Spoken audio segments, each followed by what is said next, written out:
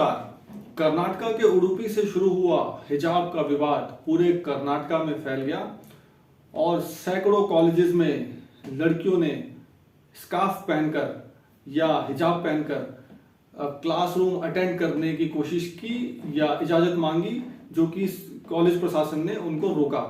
और उसके बदले में उसका प्रोटेस्ट करते हुए हिंदू लड़कों ने और हिंदू लड़कों और लड़कियों ने भी भगवा शॉल पहनकर क्लास अटेंड करने की कोशिश की। तो एक तरह से पूरे मामले को पॉलिटिसाइज करने की कोशिश की गई। लेकिन जब बात आती है लॉ की, जब बात आती है कॉन्स्टिट्यूशन की, तो ये सारा कुछ ऑलरेडी लिखा हुआ है।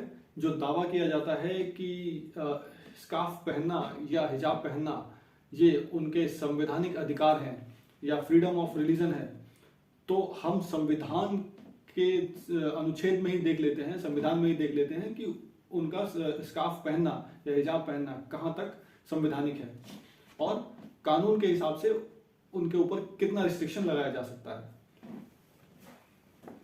तो ये कॉन्स्टिट्यूशन ऑफ इंडिया है।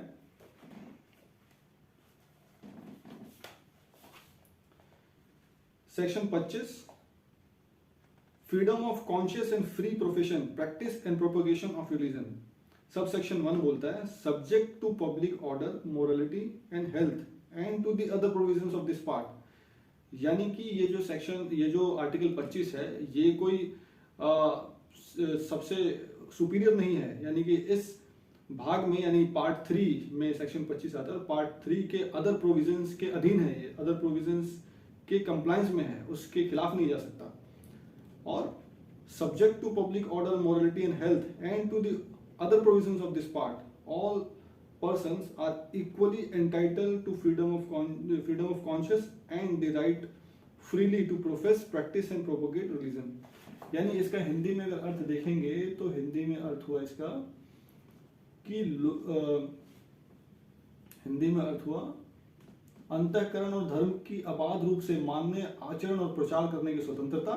सबसेक्शन 1, लोक व्यवस्था, सदाचार और स्वास्थ्य तथा इस भाग के अन्य उपबंधों के अधीन रहते हुए सभी व्यक्तियों को अंतःकरण की स्वतंत्रता और धर्म के अबाध रूप से मानने, आचरण करने और प्रचार करने का समान हक होगा। तो स्वतंत्रता तो है, लेकिन सब्जेक्ट टू लोक व्यवस्था यानी कि पब्लिक ऑर्डर, स्वास्थ्य, सदाचार और ये जो पार्ट 3 है कॉन्स्टिट्यूशन का, इसमें जो अन्य प्रोविजंस हैं, यानी कि आर्टिकल 14 से आर्टिकल 30 तक जो प्रोविजन है उसके अंतर्गत ही है। अब सेक्शन 2 देख लीजिए, सब सेक्शन 2 क्या बोलता है, nothing in this article shall affect the operation of any existing law or prevent the state from making any law. यानी इस संबंध में धर्म की स्वतंत्रता या फ्रीडम ऑफ रिलीजन को ऑपरेट करने के लिए, रेगुलेट करने के लिए स्टेट गवर्नमेंट के पास, या स्टेट के पास मतलब सरकार के पास, चाहे सेंट्रल गवर्नमेंट हो या स्टेट गवर्नमेंट हो, उनको ये पावर है कि वो कोई भी कानून बना सकती हैं, कोई लॉ बना सकती हैं, कोई रूल बना सकती है।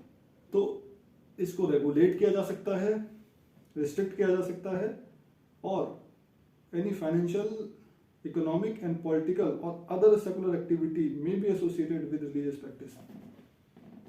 तो ये जो आर्टिकल 25 की जो दुहाई दी जा रही है कि धर्म की स्वतंत्रता के अधीन आता है, तो इस संविधान के हिसाब से तो कहीं से नहीं लगता कि उनको अलग से स्कार्फ पहनने की या हिजाब पहनने की स्वतंत्रता मिलेगी या मिलनी चाहिए।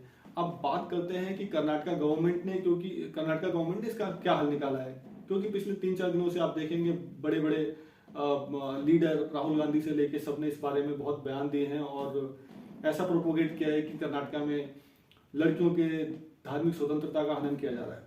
अब इसका स्टेट गवर्नमेंट ने ऑलरेडी हल निकाल दिया है, और वो हल ये है कि कर्नाटका में एक एक्ट है जो कि 1983 से चल रहा है। उस एक्ट का नाम है कर्नाटका एजुकेशन एक्ट 1983, और उस एक्ट के सेक्शन 133 सबसेक्शन 2 में ये प्रोविजन दिया गया है कि जो एजुकेशन कमेटी होगी वो कमेटी एक यूनिफॉर्म चूज करेगी, और वो यूनिफॉर्म चूज करके उसको कंपल्सरीली लागू करने का उसको पूरा अधिकार होगा। और इसी प्रोविजन को इन्वोक करते हुए स्टेट गवर्नमेंट ने क्या किया है कि जो स्कूल की यूनिफॉर्म है उसको कंपल्सरी लागू कर दिया है। That's it. अब क्या होगा? अब होगा ये कि मुस्लिम लड़कियों ने ऑलरेडी हाई कोर्ट में एक पिटीशन डाली हुई है। उन्होंने इस चीज़ को हाई कोर्ट से प्रे किया हुआ है कि क्योंकि हिजाब पहनना उनका धार्मिक अधिकार है, तो स्कूल में जाने की और क्लास अटेंड करने की हिजाब पहने हुए या हिजाब धारण किए हुए उनको स्वतंत्रता दी जाए, मेरे को इजाज़त दी जाए। तो अब मुझे नहीं लगता कि स्टेट गवर्नमेंट के इस ऑर्डर के बाद भी वहाँ की छात्राएं ये मानेंगी। वो हाई कोर्ट के ऊपर ही छोड़ेंगी और हाई कोर्ट में देखते हैं आने वाले दिनों में हाई कोर्ट इस पर क्या फैसला देता है।